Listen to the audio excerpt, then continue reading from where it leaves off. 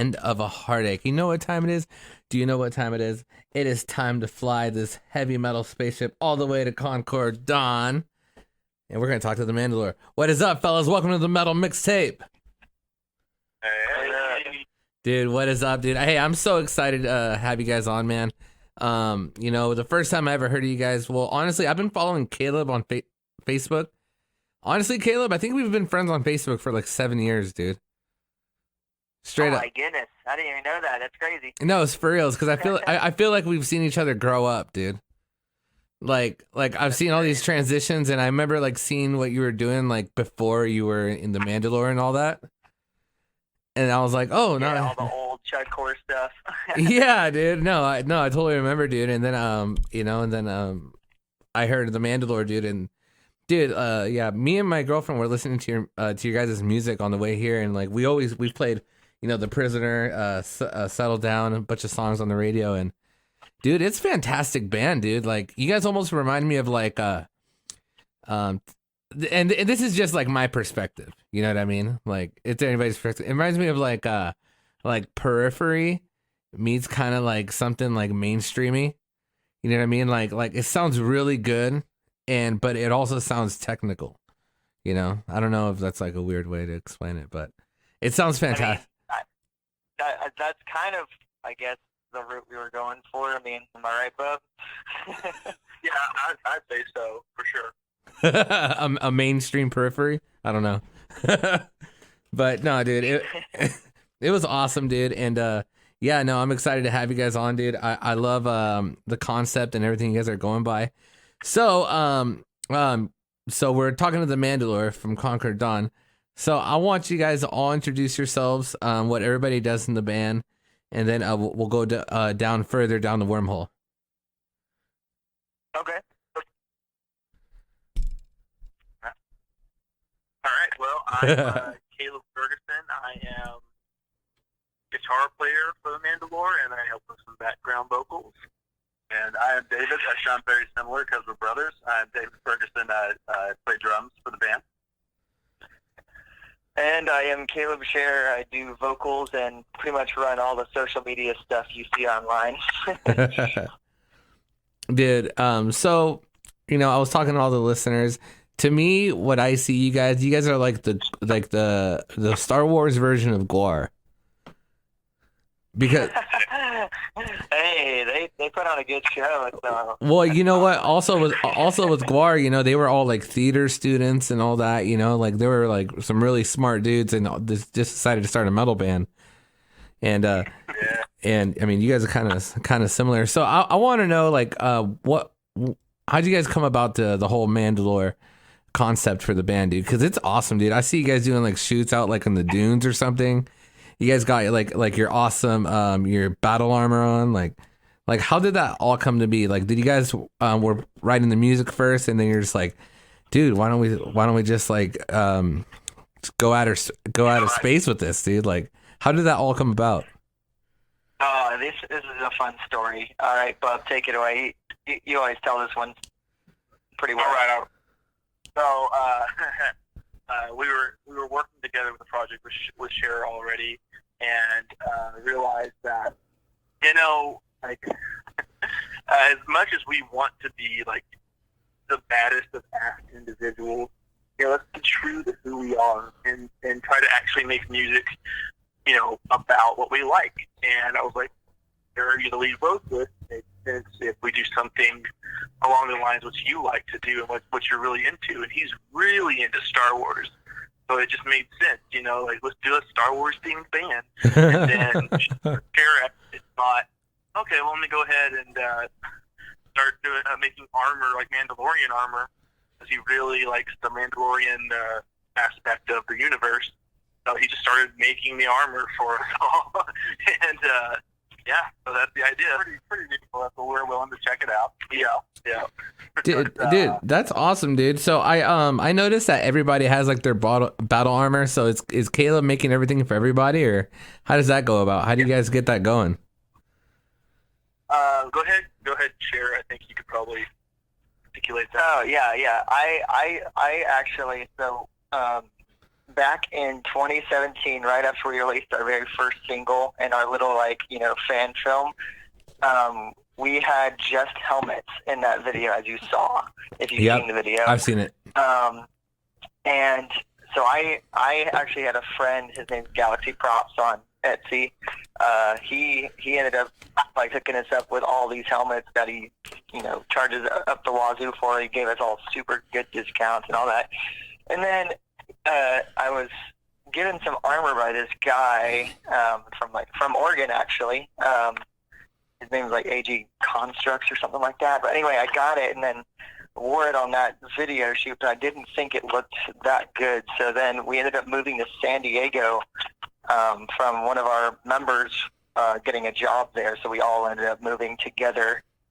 And when we got there, I connected with the Mandalorian Mercs, and then they ended up mentoring me in how to make the armor, like step by step, and like how to like critique it, and like pretty much learn all of the ins and outs of like this is what it has to look like, this is what you have to do step by step, pretty much to make it look movie quality. And it took me about 5 months to learn it under this guy named Bill, and I guess I got so good at it, I just started pumping them out after I just learned the critique.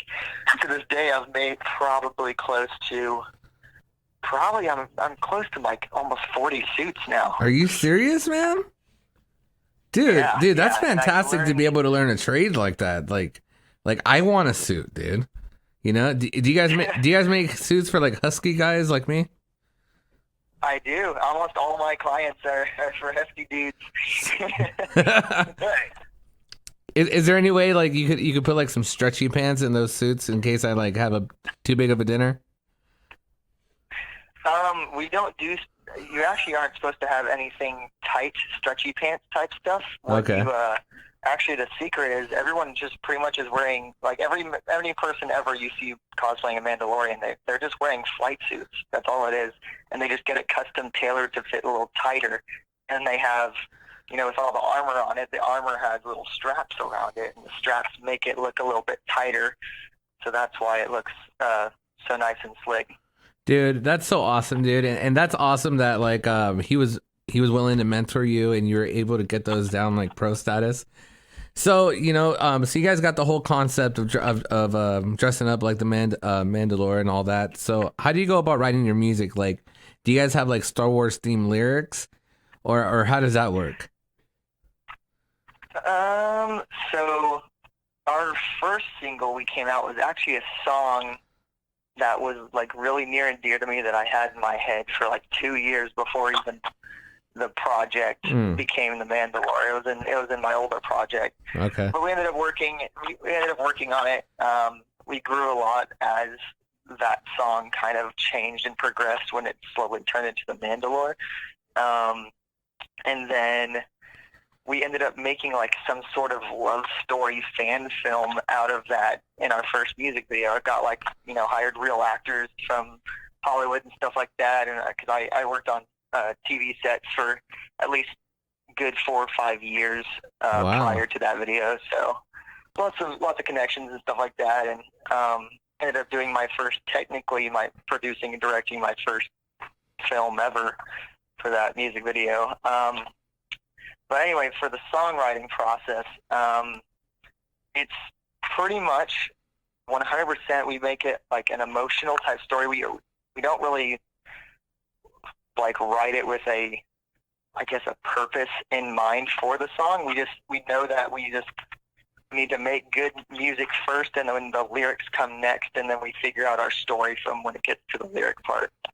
Dude, I love that, man, and I think it's fantastic. Like I totally dig your guys' music, and I love like the heavy breakdowns, like awesome solos, dude. And you got a wicked voice, man, for reals, dude. I was talking to my girlfriend. I was like, you know what? When I get my project going again, like he's the type of person I'd pay for a feature. I was like, yeah, dude. Like, yeah, no, dude. I think your voice is super original, dude, and it sounds fantastic. And you know what? A lot of my favorite music is like music I can really feel the emotion off of it. You know what I mean?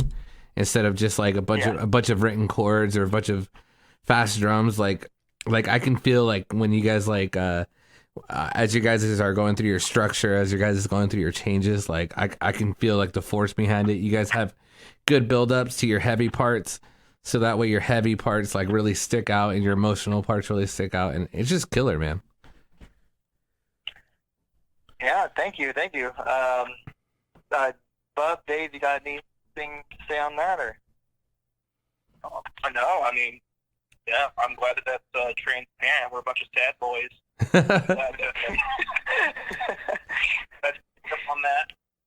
Dude, that's awesome, dude. So, before you guys started the Mandalore and all that, did you guys always all play music with each other?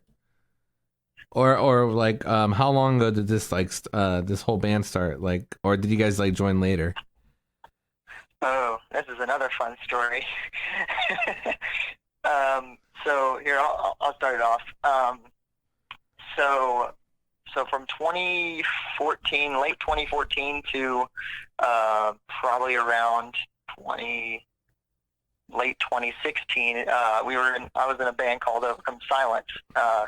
It's kind of like, you know, that kind of up and coming, trying to be like all that cool Christian metal type kid thing, and you know, as we're all growing up and we thought that was cool. I don't know, but anyway, yeah. So I started that project back in late 2014 with a bunch of pretty much teenagers. I was the only one that was like fresh out of high school.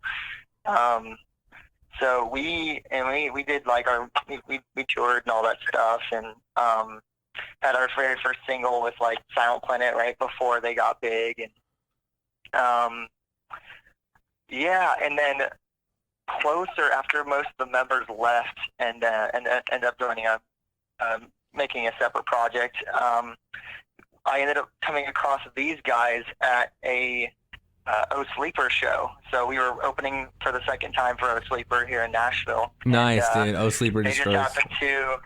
Oh yeah, I love those guys. Like, oh, they're so good. But anyway, we were opening for them, and they, the drummer, our drummer now, Dave, was there, and that night we were announcing that we were looking for new members, and how like our old members are really just wanting to go off and do their own things, and so ended up trying him out, and then he ended up instantly joining because he kind of like wowed me. And then he's just like, I have a brother that plays guitar, and then we tried him out, and then he also wowed me, and then that's how they joined the fold. And then after we started writing, and then we slowly became the Mandalore, we got our bass player through a college friend of theirs. They all were in a frat together, by the way, and then another guy who was in. Yeah, and then another guy in their frat ended up being our lead guitar player that's in the band right now that does the crazy solos. Dude, that's insane. I didn't know frat boys got down like that. Bob, I mean, got any stories about the frat boy thing? I thought you guys were just like into sports and like you know, like beating up on people. I'm just joking. Yeah, they're definitely beating up on people. I'm just joking.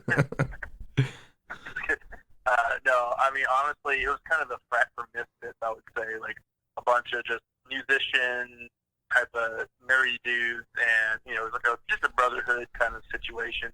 Like, I've known the other guys that were involved. I've known them for 10 years, you know, before doing this project. We'd done other little projects in the past. Stuff from, like, country projects and jazz fusion projects, and even like gospel projects. We've done all kinds of stuff together. Dude, that's awesome. So, I was like, man, I gotta get these guys in on this metal project. Dude, I think that's sweet though, dude. How you guys branched out to other genres, because honestly, I think if you guys are like writing metal music right now, I think you're able to maximize like your creativeness if you're able to branch out throughout other genres. You know what I mean? Instead of like just trying to do what everybody else is trying to do, you get ideas from other genres, and I think like, you know, it just makes for a way more creative metal sound. Yeah, dude. Yeah, more original, you stick around, you know. Yeah, no, exactly, dude, and I think that's awesome. So, what are you guys planning? What do you guys have been doing ever since the whole coronavirus and not doing shows? You guys sound like, or at least Caleb, you guys all sound pretty tech savvy. So, what are you guys doing behind the scenes for the Mandalore this year? Ooh. If you could tell me, if not, it's all right. I get it. So no. It's the code. We do have a lot of music written. That is for sure a thing. It's just that right now it's pretty much like the coronavirus is just pretty much, most of us are out of jobs and, not getting enough income. Surprisingly, we barely scraped enough for the promotion of our new music video, which I would like to announce is coming out on Star Wars Day. So, not surprise, right? But we filmed we just finished filming a music video back in February. We actually originally made it so this is the Mandalore entire idea is for the film aspect and online aspect, we're trying to keep things super cinematic. And pretty much I use my friend connections through like Hollywood and TV and stuff, get some camera guys out, and then we pretty much film an entire actual short film. And then we use the B-roll of that film and then put it into a music video. While still keeping it cinematic and still telling a story. And every video connects, so every song furthers the story. Dude, that is so awesome, dude. I am jelly, dude. That is so sick, dude. And like, by watching your guys' music video and how you guys just have everything like so dialed in. So have you guys played a lot of shows as the Mandalore? Not one. You guys haven't played one show? We were supposed. So we've been pretty much planning this project for like 3 years. It's been 3 years in the making, pretty much behind the scenes, because the moving from Tennessee to California was kind of a big change. So pretty much grinded for like, I'd say, a year and a half straight just to save up to move out there to survive and all that stuff. And then once we got our bearings, then it was pretty much getting used to being in a new environment and not knowing anyone and trying to get used to pretty much a foreign land that we do not know. We've never seen a beach before, like when we leave the house, But after that, we ended up teaming up with the ex-manager of Fire from the Gods, who is now a dear friend of mine. And he's pretty much been mentoring us since then on how to properly release songs and getting us all the connections and info. And we also been grinding behind the scenes on getting like lighting and backtracks, and pretty much just we don't want to start off looking like some random band that practices in the garage and has like a cardboard box as a drum set. So pretty much after mastering the craft and getting everything ready, we were literally planning on having this massive show that was actually supposed to happen March 17th in Austin, Texas, at a big festival that oh yeah, I saw that flyer. Gods was hosting. So that was supposed to be the very first show. No, I dig that, man, and I think that's smart. I know a lot of bands that will do that. They'll get their whole merch out. They'll have their whole album recorded, the whole music video ready to release before they play one show. And then when they go play that one show, the hype is so massive that they have a massive turnout right away, instead of like, trying to build your turnout by just grinding out shows, which can be costly, Right, yeah, exactly. Especially now that, we live in California, the gas prices are insane.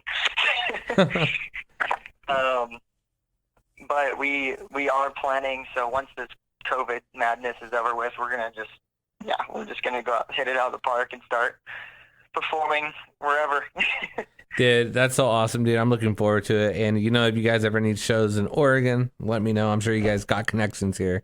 But if you guys ever come over here, let me know and I'll hook it up as best as I can, dude. But dude, oh yeah, I mean, you're like right up the road. But dude, I love your band. I love the concept and everything, dude. And I can't wait for the music video May 4th. And Yeah, dude, it's gonna be totally awesome, and I want to thank you for being here on the Metal Mixtape and taking some time out of your day.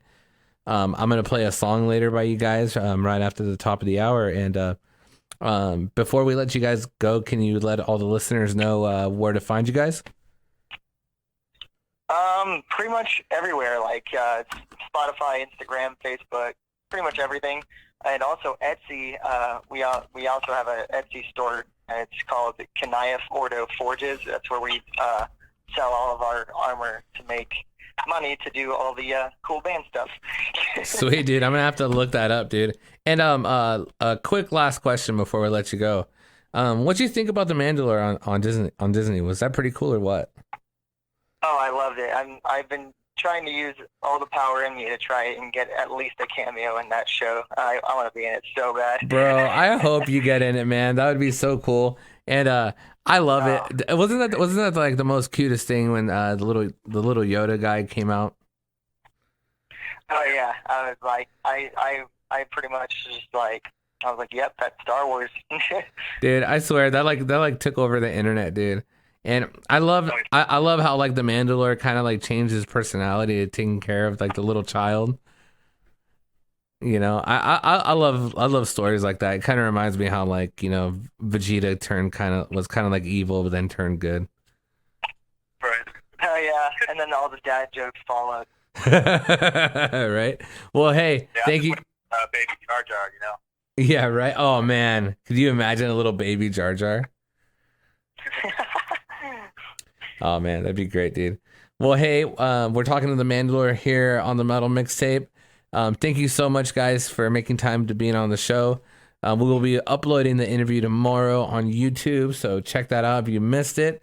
Thank you so much, guys. I hope you guys have an awesome night, and May 4th, gonna be seeing that new music video. What's the name of the music video one more time?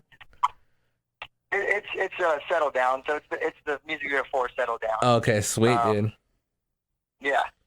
I can't wait. That song's killer. Thank you so much, guys, for making time. This was the Mandalore here on the Metal Mixtape. Thank you, guys. All right, thank you. And that was the Mandalore here on the Metal Mixtape. 89.5 Ashland, Oregon. 94.1 Medford, Oregon. Stream online on kskq.org. It's the top of the hour. I want to thank everybody for listening. We still got 2 more hours, and you know what? Usually after the awesome interview, we play 2 hours of just metal, local music. Local